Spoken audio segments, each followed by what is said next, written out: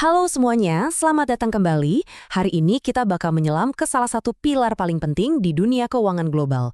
Yap, ini topik yang krusial banget buat dikuasai dalam perjalanan kalian jadi akuntan profesional, yaitu pasar valuta asing, atau yang kita kenal dengan sebutan Forex. Yuk, langsung kita mulai aja. Nah, jawabannya itu ada di sebuah pasar global raksasa yang nggak pernah tidur, beroperasi 24 jam sehari. Jadi, setiap kali kamu beli barang dari luar negeri, atau mungkin perusahaan tempat kamu kerja lagi investasi di negara lain, itu semua bisa terjadi berkat ekosistem Forex ini. Sekarang, mari kita bedah bareng-bareng gimana sih cara kerja mesin keuangan global ini. Oke, kita mulai dari yang paling dasar ya.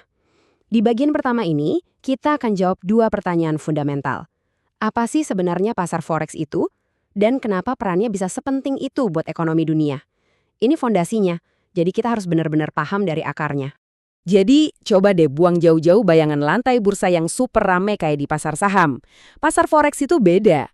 Dia ini sebuah jaringan elektronik yang terdesentralisasi, yang nyambungin bank, institusi, dan para trader di seluruh penjuru dunia, non-stop 24 jam. Bisa dibilang inilah detak jantung dari sistem keuangan global kita. Pasar Forex itu punya 3 fungsi utama. Yang pertama, dia mentransfer daya beli.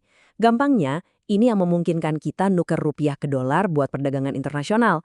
Kedua, dia menyediakan kredit. Ini penting banget buat importir yang butuh waktu sebelum bisa bayar ke pemasoknya.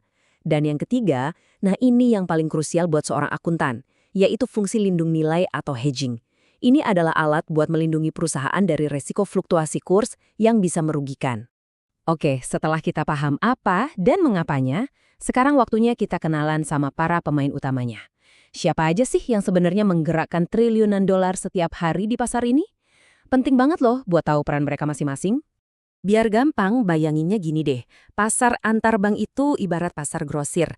Tempatnya para pemain kakap bertransaksi dalam jumlah yang super besar. Sementara itu, pasar klien adalah pasar ecerannya.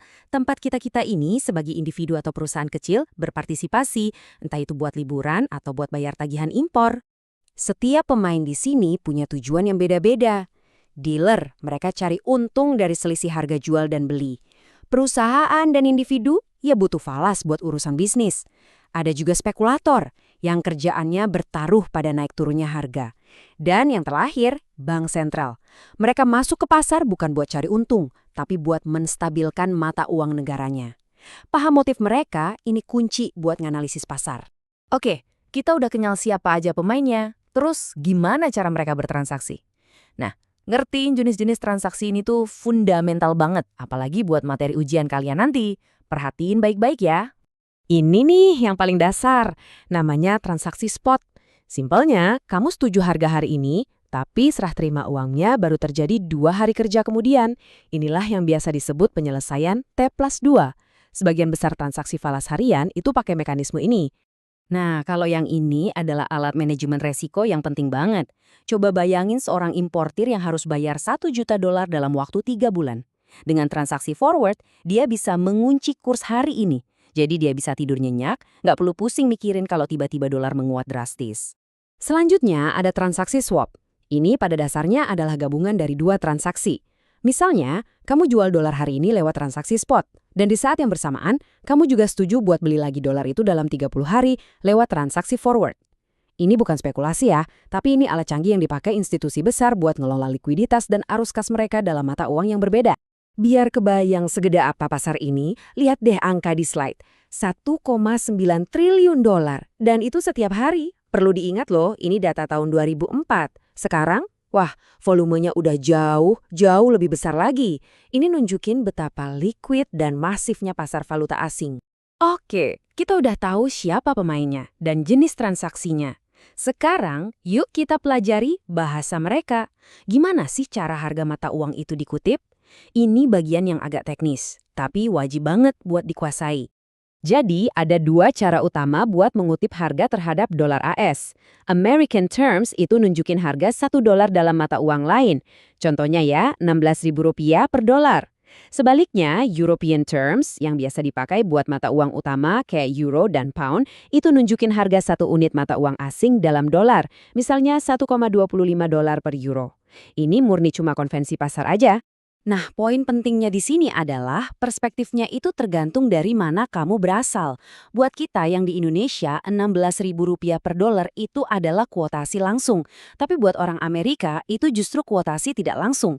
Jadi gampangnya, kuotasi langsung itu selalu nunjukin harga falas dalam mata uang lokal kita. Ini nih jantung bisnisnya para dealer. Mereka itu beli di harga yang lebih rendah atau harga bid dan jual di harga yang lebih tinggi atau harga as. Nah, selisih antara keduanya itu yang disebut spread. Itulah keuntungan mereka. Dan ingat, kamu sebagai klien akan selalu beli di harga as yang lebih tinggi dan jual di harga bid yang lebih rendah. Oke, sekarang bagian yang seru. Mari kita gabungin semua konsep yang udah kita pelajari tadi ke dalam sebuah skenario nyata.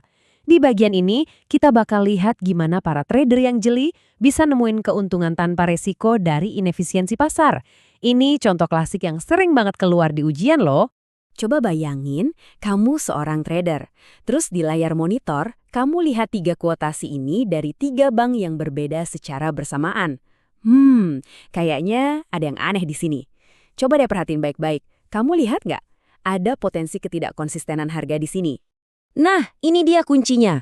Kalau kita hitung kurs silang atau cross rate dari kuotasi Citibank dan RBS, harusnya harga pound terhadap euro itu 1,44. Tapi, lihat deh, Deutsche Bank nawarinnya di harga 1,50. Ini namanya mispricing. Harga barang yang sama ternyata beda di tempat yang berbeda. Inilah celah buat arbitrase. Yuk kita ikutin alur uangnya pelan-pelan. Pertama, kita pakai dolar kita buat beli pound di RBS. Lalu, pound yang kita punya kita pakai buat beli euro yang harganya lagi kemahalan di Deutsche Bank. Terakhir, euro itu kita jual lagi buat balik ke dolar di Citibank. Perhatiin deh, kita muter lewat 3 mata uang dan 3 bank cuma buat manfaatin perbedaan harga tadi. Dan inilah hasilnya. Kita mulai dengan $1 juta dan setelah 3 transaksi super cepat, uang kita jadi $1.041.668. Itu artinya untung bersih hampir $42.000. Dan yang paling penting, keuntungan ini didapat tanpa mengambil resiko pasar sama sekali. Itulah yang disebut arbitrase. Jadi, ini dia rangkuman yang wajib kalian ingat. Kelima poin ini mencakup inti dari semua yang udah kita bahas barusan. Pastikan kalian benar-benar menguasai konsep-konsep ini ya, karena ini adalah fondasi buat topik-topik manajemen keuangan internasional yang lebih rumit lagi nanti. Dan sebagai penutup, saya tinggalin kalian dengan pertanyaan ini. Peluang arbitrase kayak yang kita hitung tadi, itu memang nyata. Tapi, dengan ribuan trader dan algoritma canggih yang memantau pasar setiap detik, peluang itu mungkin cuma bertahan dalam hitungan milidetik sebelum pasar mengoreksi dirinya sendiri. Ini nunjukin betapa efisien dan kompetitifnya dunia valuta asing. Semoga bermanfaat ya. Sampai jumpa.